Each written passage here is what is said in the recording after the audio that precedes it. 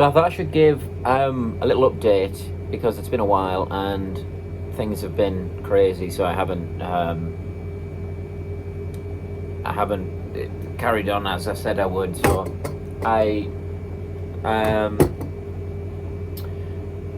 I'm still working on this, which is one of the 3 refit models, but the other 2 are now shelved basically because, well, this one is kind of overdue to be finished, so I need to finish this.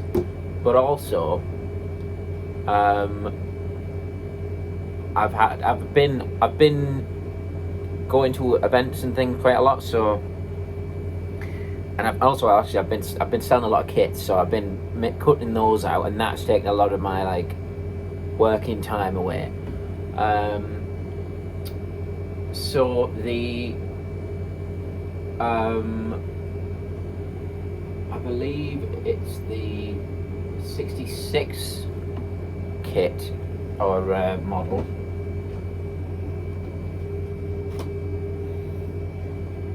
One of the 2, I've kind of lost track of which one is which. One of the 2 is still in this stage. Right, so that's the 1969 version. So that's the War Games version. That one's still like that. So that's, I mean, the windows are in.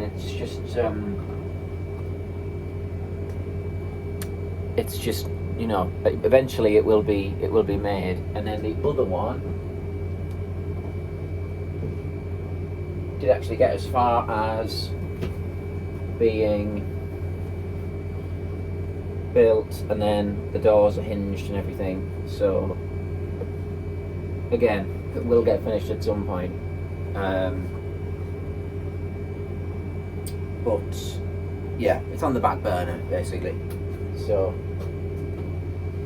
it doesn't seem like there's going to be 3 refits all together on the shelf like I'd said there would be, but I am very good at planning for things that never happen and thinking ahead before I've actually just done the thing that I need to do to get to that point. So yeah, that's where I'm at with it. I'm currently cutting out a Eccleston Tennant TARDIS kit for someone. So I've changed the wood grain again to a more wood grain. The thing is, I changed it before because originally it had wood grain, and then I removed that and replaced it with straight lines in an effort to sort of simplify it, because the software I use is quite tricky to pick out which ones you want to select to cut, and it would end up taking ages, and I would mess up cuts, pieces of wood, because it wouldn't cut the wood grain in the right place. It would shift and cut it in the wrong place, and it ended up being a mess. So I simplified it to try and alleviate that problem. But now, having done it quite successfully on the Arwell Jones Geordie box, I've decided I can do it. I'm just gonna have to factor in that additional care and attention, which it's annoying, but it's not the end of the world. It just takes a little bit longer to set it up and everything in the software. So I'm cutting one of those, and I've changed the sign boxes. So when I built the Capaldi box in the summer, I designed the sign boxes to be built like a piece that's built, so it's 4 sides make the frame of the sign box, a central piece, and then a backing piece, and then that attaches to the box, rather than layering up piece strips like a frame and then layering up strips, which doesn't look great. Some kits have that because it's unavoidable, and that's just the best way to do it. But for ones where there's a deeper sign box, or a deeper everything between the posts is deep, I'm going to try and shift things towards those being built rather than being just layered bits of wood to give you that built-up effect. So like this one, for instance, this piece here on the refit, it is only as deep as that. So those two pieces will go together. Then you'll have your sign box piece, that'll go in front of that, and then very thin piece on top of that. Again, hardly very thick at all. That's what 11 millimeters deep. But for some of them, where there are lots of layers to the posts, it becomes deeper, and therefore this space needs to be filled out. So what I'm doing for this Ed Thomas box, which is the Ed Thomas Mark 1, known as the A/B box, but it's the Eccleston and Tennant one, basically, to make it simpler. I've done the same for that. What I've also done is added little plugs, so it should plug into the corner posts as well. Not necessary, because you would just glue it on, but for the sake of putting it together as a kit, as a flat pack kit, I can put them in and say that's where it should go, and then that'll kind of lock everything in place. Once it's flat, once it's flat, that'll lock the faces of the corner post in place. Because with the bigger, heavier kits like that one, bits shift around more because they're just not. The tape isn't enough to hold them basically in place. So that will help just to be up, but it'll make it tidier. But also it's a move in a better direction, because when I first started making all the different boxes as kits, I basically copied the. It's funny to say engineering, because it doesn't feel like the right type of word, but I used the same style of design and engineering as I did for this one. This was like the first one I ever built was the refit. I mean, this has gone through loads of different iterations since then, but it all started out with this, and how this one has very shallow corner posts. I mean, this side's just a flat piece.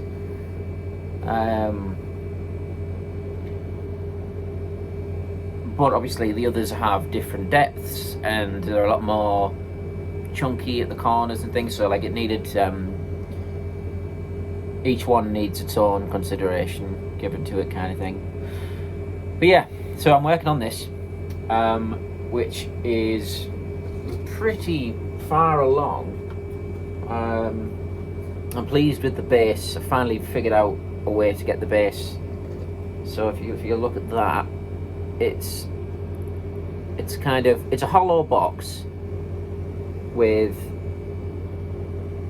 like strengthening strips. I mean, it's not painted yet, but yeah, there are these strips strengthening it, keeping it in the right shape. And yeah, it's pretty well. There's a lot to do, but a lot's already been done too. So that's that. After that, I'm going to be building a 1:7 scale silver nemesis specific finish, Yardley Jones model. So it'll probably be a lot like the one I did in the summer, which was Delta and the Bannerman. Same size, same. Not the same finish, because obviously silver nemesis, it's like much brighter, more like this sort of colour. I won't use this colour, but I will use it as a reference, because this is not. I don't think this is a million miles away. In this lighting, it looks a bit dull, but this is the same as the season 11 model that I did a month or two ago. But yeah, so I've started preparing for that whilst doing other things. So these are going to be the windows for that. The light's catching it a little bit, but I'll remove that glossiness of it. It's where it's been painted, it's been spray painted grey. And then you've got the yellow So I've got some of the masking tape I use actually is exactly the right colour. So I've backed the windows with that masking tape, and obviously it still lets the light through, but you can also have it dark, and you get the right sort of brown effect. So they are all done and ready to go in when I start that, which will be pretty soon, because I want to have it up and running when this is finished, so I can just switch over rather than have to start from scratch on a new one. It's easier to just switch over than to start from the ground up, because it just feels clunky and like weird. So yeah, that's what I've been doing. This weekend, well, tomorrow actually, I'm going back to London for the London Film and Comic Con. It wouldn't usually be my thing, big conventions like that. But Julian Glover is going. I was actually, well, I say met him. He was at the same event as me in 2017, which is when I met Tom Baker. He was there at that. But I was just laser focused on meeting Tom Baker. I was like, this has to go right, and it did. I mean, it was great, but it was, you know, it was like by one opportunity is how I saw it at the time, and probably will be really. But yeah, no, Julian Glover was there, and yeah, he's going to be here on Saturday. He's going to be there on Saturday, so I'm going to get my Crusade DVD cover. I've got a custom DVD cover that someone made for me as a print, and I'm going to just reading an email there. I'm going to get that signed by Julian Glover, all being well, providing he is there and everything's okay. So yeah, that'll be fun. And then Ncuti Gatwa is there too at this one, but it's like 100 and something for an autograph, and I'm not that fussed, to be honest. If it was David Tennant, for the sake of, well, just because it's David Tennant, I would probably, although I don't know, because it would be a lot of hustle and bustle, and my plan is basically to get in, get what I want, and then not get out, but see what's going on, and then if it's all kind of one thing, and I'm like, this is exhausting, I don't want to be here, and then I'll just go. But I'm only there for the one day. But yeah, and then next week I'm going to the DWAS Doctor Who Appreciation Society Riverside event, the Claws of Axos Riverside Season 8 thing. So Katie Manning will be there, John Levine, Derek Martin. I'm going to get Derek Martin and John Levine to both sign my Web of Fear DVD cover as well, another custom thing I've got. And there's lots of other ones as well, a couple of smaller roles from it. Obviously Derek Martin's not a big role in it, but you know, the Chinese lady from Mind of Evil, I can't remember her name or how to pronounce it. I can't remember. I'll just mess it up, so I won't say it, but she will be there. And is it Corporal Bell, the unit officer lady?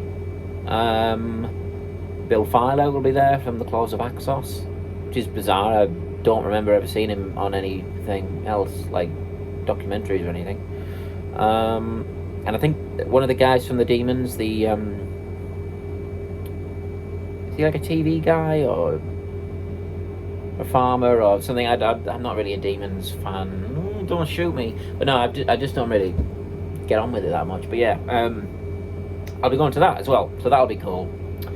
And then after that, probably nothing more until I'm going to something later in January. But I mean, obviously that's quite far off in terms of everything that's going to happen in the meantime. We've got Christmas and everything, so there's plenty going on. So, but yeah, all being well, this should be finished very soon, and then I will get straight into the next one.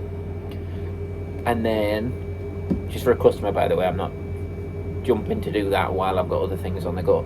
But yeah,